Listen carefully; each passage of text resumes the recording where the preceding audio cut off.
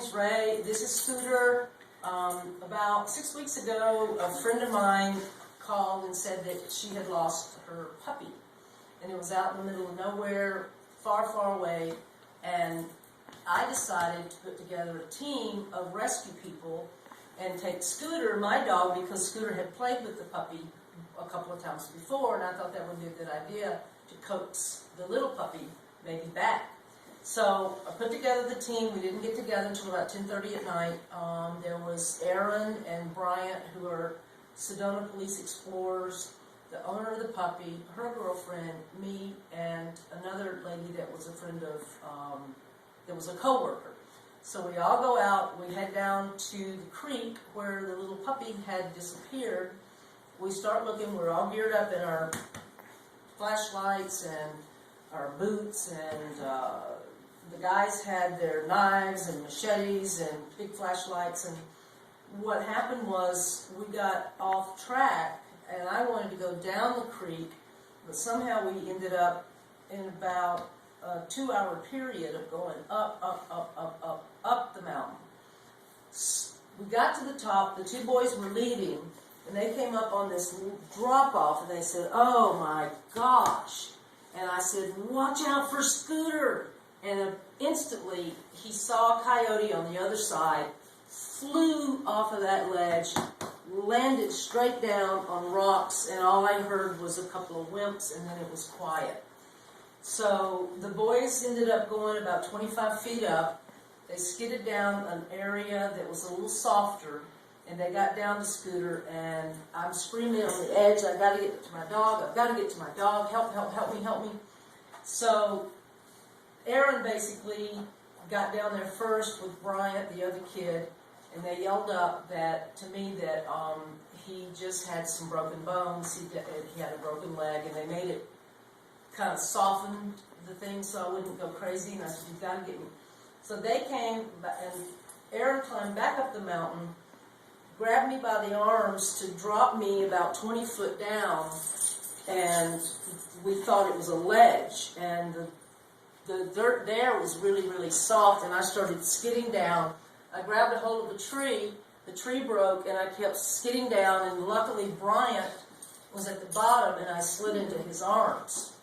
Then Aaron and I and Bryant went down to see Scooter, and he was completely unconscious. There was no sign of life whatsoever. But me having been a vet tech, I started listening, counting his heart rate. He had all this blood just coming out of his nose. He was basically drowning in his own blood. It was really gross. But I pulled his tongue aside, and I started giving him mouth-to-mouth resuscitation in the side of his lip. I ended up doing that for a long time. Aaron and Bryant, I could hear them because it's very, very quiet in the middle of the night, in the middle of a creek bed with all rocks.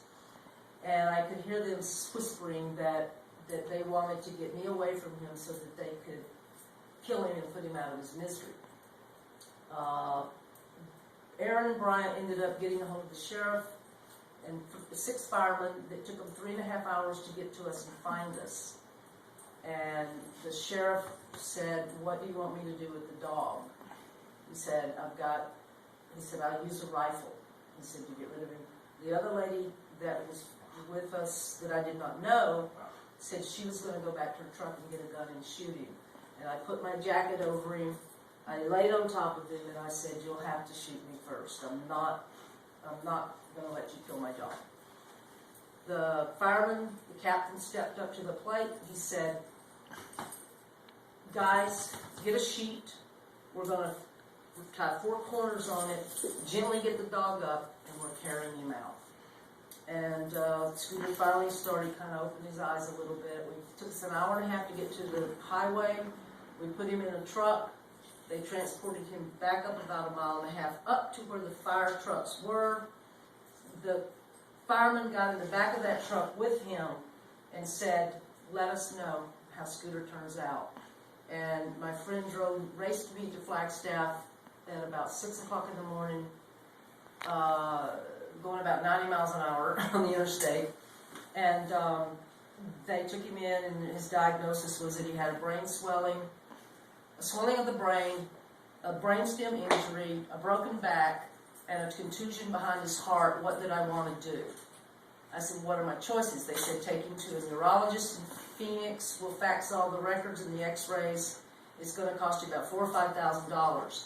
Dawned on me that Dr. Sparer was in town on Mondays. I get on the phone. I talked to Dr. Sparer. He had worked on 4 of my dogs before. I had the utmost confidence that rather than go to Phoenix, that I begged Dr. Sparer to see Scooter. He was hesitant because of the massive amount of injuries. But I said, look, we're going to Phoenix anyway. Please let us stop by the office. My friend Deb and I brought Scooter here. And Dr. Sparer was hesitant, but I told him, do it anyway. I trust you. His axis or atlas was completely off. His head was completely off. We held him up in a standing position because he was heavily doped up on morphine and he couldn't move. He couldn't stand up, so we held him up. Dr. Sparer went up his spine. He said he does not have a broken back. Fixed his spine, goes up his back, finds the injury on the neck, and for the first time I ever heard Dr. Sparer, Dr. Harley, start talking to himself because he knows what he's doing, and he goes, he's on morphine, right? And I go, yes. He goes, this is going to hurt. And so when he gets around, straddles him, we hold his muzzle, and he goes, okay, Harlan, do this really fast and do this really good. And he goes, bum, bum, bum. And Scooter goes, ooh, ooh. Lays him down. I go to the restroom, come out, and Scooter's trying to stand up. 5 treatments from Dr. Harlan Sparer, and my dog is a miracle. This is Aaron, Sedona Police Explorer. He's the one that went down and discovered Scooter first at the bottom of the creek, and I'll let him describe to everyone what he saw. When I first saw Scooter, it looked like there was a bunch of brain matter on the rock. It actually turned out to be a bunch of blood from his ear and mouth, and you saw bones sticking out of his neck. And my partner from the police department, who's an avid hunter, thought that he had a broken leg, broken neck. It's pretty bloody. There was lots of blood coming out of his mouth and his nose. There was some cuts on his head, cuts on his back. His spine was kind of wrapped around a rock. So we pretty much thought that he was a dead animal. He and I were discussing, playing with the idea of taking Ray and having her walk away and killing Scooter to put the dog out of his misery. But eventually we just, came to the conclusion, there could be a possibility that it can get fixed, so we decided to leave him. We got in contact with some of the people that we know in the fire department and the sheriff's department, had them come out.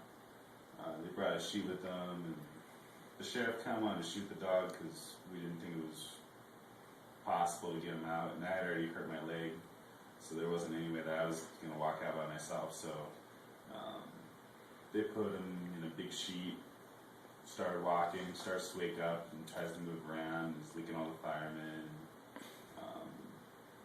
Basically, I think it's pretty much a miracle dog. It was about a 40-foot drop straight down to the rocks, so I didn't think it was going to make it. So it's interesting that he made it, so I was actually impressed.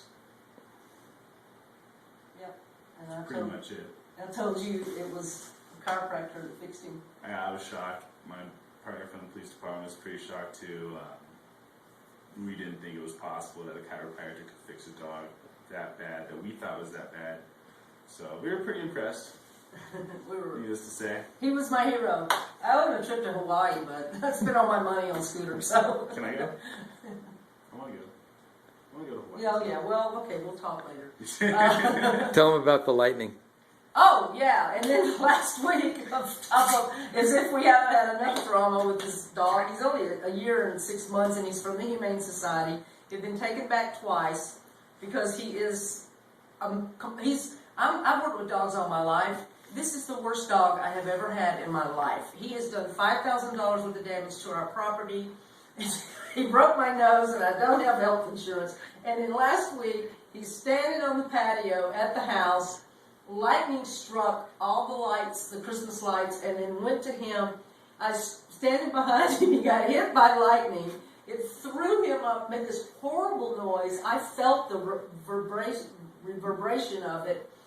Threw him up in the air by the tree limbs. He was all balled up, landed about 6 feet out in the ground, and I start screaming, "Oh my God, Scooter got struck by lightning."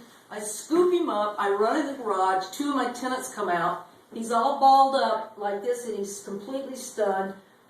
I've worked with dogs, like I said, since I was 20, and I've never seen a dog struck by lightning, so I really didn't know what to do.